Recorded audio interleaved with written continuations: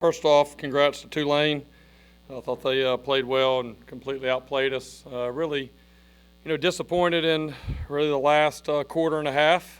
I think it was 17-17 there at some point there in the third quarter, and felt like we were right in the middle of it. And then in about 62 seconds, they went down on a long run touchdown. Then offensively, we went out, fumbled the ball, gave it to them at the 6, and then they scored again. I just felt like that 14-point swing right there and whatever it was, 62 seconds, really kind of completely changed the game. Frustrated. I felt like after the first two series offensively, we started to get into a routine and scored the next two drives. And then obviously Gary getting hurt there, changed it a little bit. But, defensively, there was times that we had some good stops and then we'd get a penalty and extend the drive. I think two of their touchdown drives were extended with a third down penalty, something where we got to be much more disciplined than where we are. But at the end of the day, we didn't coach well enough, didn't play well enough against a good team in Tulane. Bye week is coming at a good time. We're definitely need to get healthy. Got a lot of guys that need to get back to full speed, and as a staff, we need to use this time to reevaluate what we're asking our guys to do. Because just definitely not enough clean execution out there. So it's going to take everybody going back to work here these next 2 weeks and try to get some of these mistakes cleaned up. So with that, I'll open it up for any questions. They did a X-ray and said the X-ray was negative, which is a positive, which is a good thing. But he didn't have much strength in it, so they'll have to do some more tests and all that so we know. But I think the first thing they look for whenever you land on your shoulder is a broken collarbone or something like that. And that was negative. But he couldn't go back in the game in the second half. He couldn't raise his arm up. But we'll hope that all the other tests come back clean and that we can get him back as soon as we can. Marsh did filling in. Yeah. Well, up and down. Obviously, the turnover there was a critical mistake, and giving the ball to them at the 6-yard line when it was a 7-point gain right there. He's got to do a better job protecting the ball. And then we missed some throws, and then it was good to see even late he had a nice throw there to Daquan Stanley. But overall, we didn't play well enough offensively in the second half to give ourselves a chance. Coach, I kind of half-heartedly asked you last week if you had walked under a ladder or something like that. It seems, and now Gary goes out. You guys are leaving. I got one better than that. Jonathan Ross had a weight land on his defensive end, second team. Jonathan Ross in pregame while he's about to flex has a big weight drop on his finger, broke his finger. So found out he was out before he ever put his pads on to go out there. So I don't know. We're setting records on that. I don't know what to say. How do you combat that? Because, at this point, it's a legitimate reason. Like, you guys are down, 17, 18 scholarship guys, but it seems like that doesn't matter anymore to the fact where you guys, you're still losing. Yeah. And it seems like a lot of fans are not open to the idea that we're down nearly 20 scholarship guys. Well, it is what it is, but as coaches and players, we can't stop playing because we have a bunch of injuries. It's very unfortunate, and I've never been around anything like that. But at the same time, we got to be able to move on, and that's why you rep 2 and 3 groups every day during the week for those guys to get ready and get opportunities. And I'm just hopeful that maybe the first half of the season has been like that, and hopefully we'll get some guys healthy, and that'll be much appreciated here in the second half of the season. When you rep 2 or 3 guys during practice, how frustrating is it that you're seeing it work at practice, but it's not translating on game day?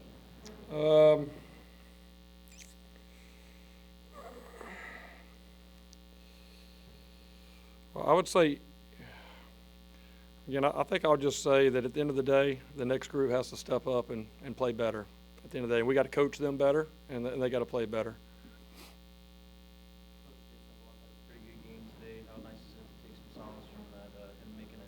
Yeah, I think the last couple of games I've seen Vaughn make some good plays back there, get back in the backfield, and that was the frustrating part, and really that's kind of been how we played defense all year. There's points where we'll play really well. I mean, we had a lot of negative yardage plays and felt like we had them backed up, but then, you know, we're not good enough to make some of the mistakes that we're making and just give up chunk plays, and that's what we got to go clean up. So it's not that everything has to be completely changed and rearranged. We got to just figure out where our problem spots are and how we as coaches can find ways to eliminate that and improve that. As you guys, you know, this bye week is like, as you said, coming at the right time for you guys health-wise. Just what do you have to, you know, what are you looking to just evaluate and kind of, you said you got to figure out what you, you know, what you guys are asking your players to do. What is going to go into evaluating, you know, your adjustments for the, you know, bye? Well, I mean, each week you go back and watch it. I think when you have a bye week, you got a little bit more time. I mean, some of the same problems that we saw tonight are things that have come up, you know, in the past, and so you have a little bit more time. I'd say in a normal week where you have a game the next Saturday, you know, you get about 6 hours on Sunday to kind of reevaluate what you're doing, and then you got to move forward immediately and get ready for the next game.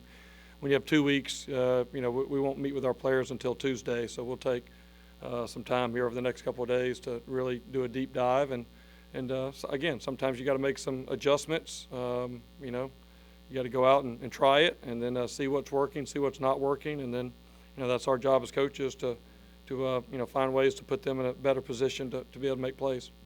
Coach, how do you feel the offense responded after the Bohannon injury? What was the general feel after the injury, and then how did you feel that the team played afterwards? And some favorable drives as well. Yeah. Well, I mean, obviously everybody's disappointed anytime you're starting quarterback. I think Gary also, one thing that probably gets overshadowed, he was playing really well up to that point. I think he was like 7 of 8, 100 yards maybe, and ran the ball really well. And, you know, so anytime that you have one of your top playmakers and leader of your offense go down, you know, that's difficult. But I felt like there was a point somewhere there in the third quarter where we moved the ball and, you know, got down there inside the one, and we're not able to get 7 points. I was frustrated on that one drive. Had to settle for a field goal, and then came back with Weaver and scored, and, you know, felt like we were in the game and like we're ready to go, you know, be able to compete. And you know, I think ultimately it came down to, you know, the drive right there before half, giving up the touchdown, and I don't know how many plays that we ended up giving them because of the holding penalty there, and then coming back later on in that 2-play series with them scoring on a 1-play touchdown, and then the turnover at the 6-yard line, and then the 1-play touchdown. You know, that was just you know, too hard to overcome. It just kind of feels like where we are right now as a team, we almost have to play perfect. That's just kind of what it feels like. And that's frustrating. We got to find a way to play closer to perfect. What did you see on Spears' 75-yarder? You know, that may have been different from how your defense is playing to avoid those chunk plays. Yeah, you know, again on the game, I can just kind of quickly look up there, and I couldn't tell if either a linebacker was in the wrong area or you know, safety was in the wrong area. I really couldn't tell from what I could see on the field. But that's when we get back and look at the call and be able to see how they lined up and see what they did. That was disappointing because I felt like there was a lot of plays against the run where we'd played better against the run for the majority of the night.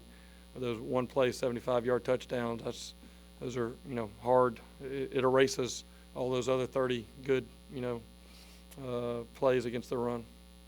Coach, I mean, it seems through 6 games or so that the offense is probably leaps and bounds ahead of the defense so far. Even without Gary, the offense was still able to move the ball.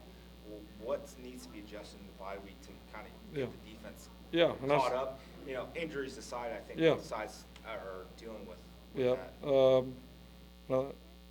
I mean, again, that's kind of what I was trying to reiterate, that whenever we go back and reevaluate, we got to see what we're asking our guys to do, you know, defensively. We put a lot more guys down there to help stop the run, and you know, we opened up some passing lanes for them. They did a good job on the skinny slants RPO game, and we didn't do a good enough job at safety of contesting some of those plays.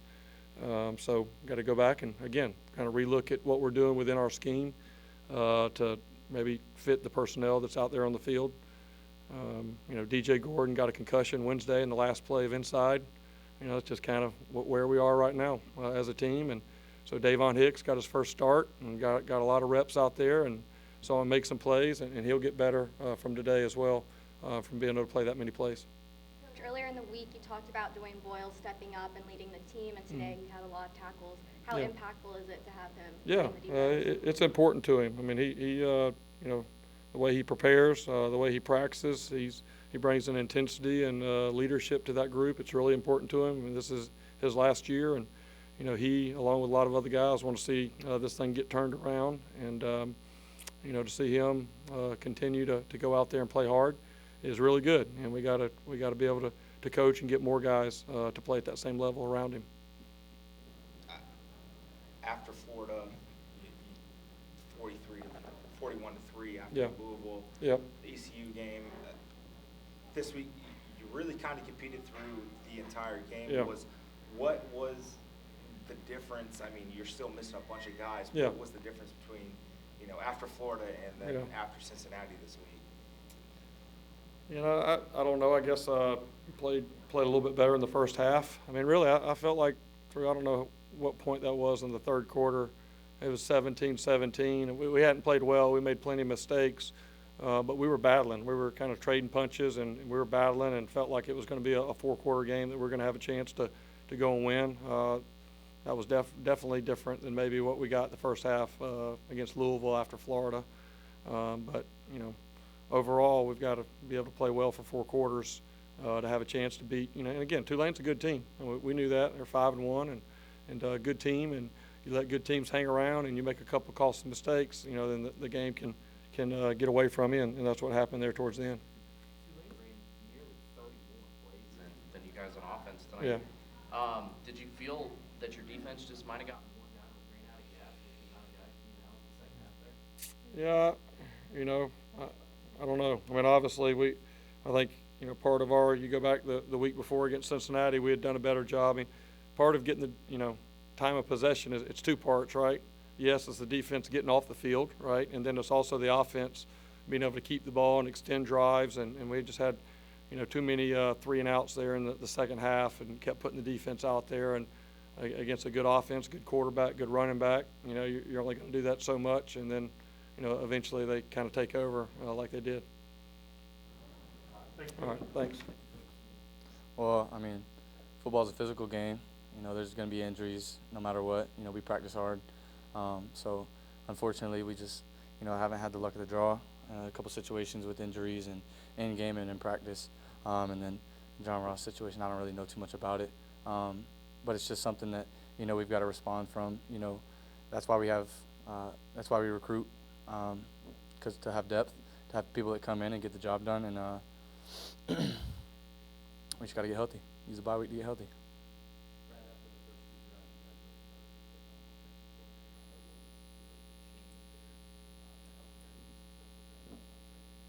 I don't think it was just a change. I think it was just us executing up front and at the perimeter and in the backfield. Just, I think when we execute, we can play with anybody on our schedule. So I think we just started to execute. We started to, hit on the little things that, we practice and that we work on in practice. So we got rolling, and yep.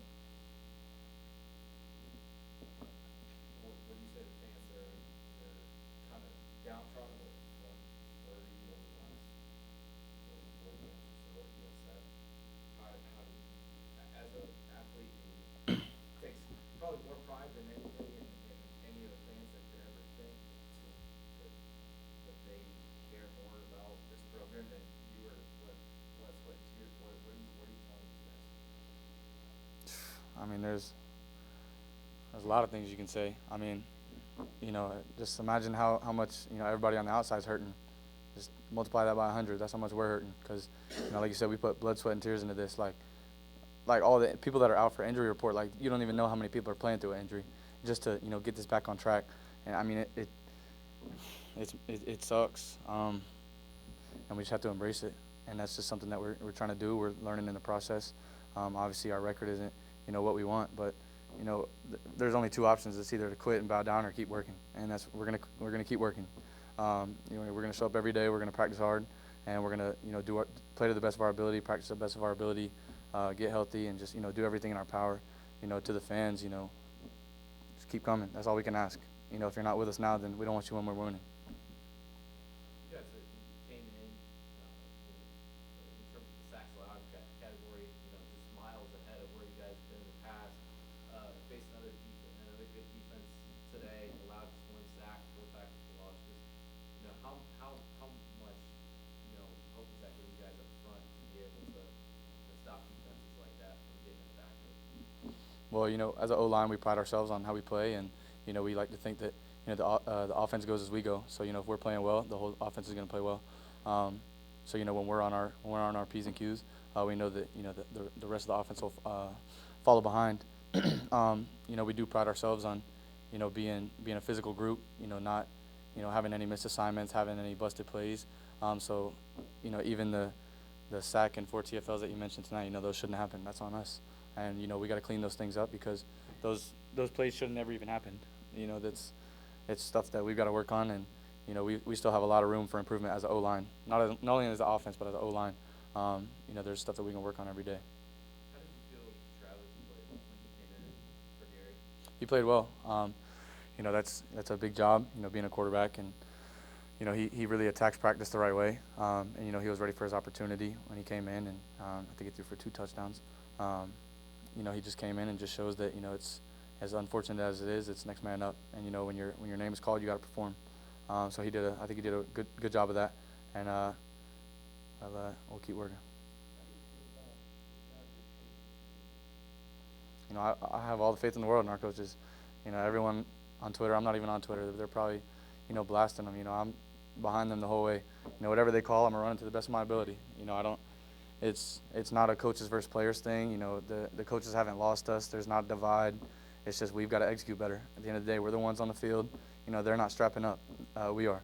So we've got to execute better. They're putting us in the best position to play. And, at the end of the day, we're not executing to the best of our ability. And when we do, you see the results to happen. So. Well, you got a recall. How do you mentally recharge, relax, come back, and get this thing going? For the guys that are injured, it's like you said, relax, get your body right. But for everyone else, it's time to turn it up. I'm tired of losing. I'm tired of, what we've been going through. I'm tired of feeling the way I feel after games. So, for the guys that are, in pain, and guys that can come back, use this week as, time off. But we've got to turn it up in practice, because ultimately that's where it starts.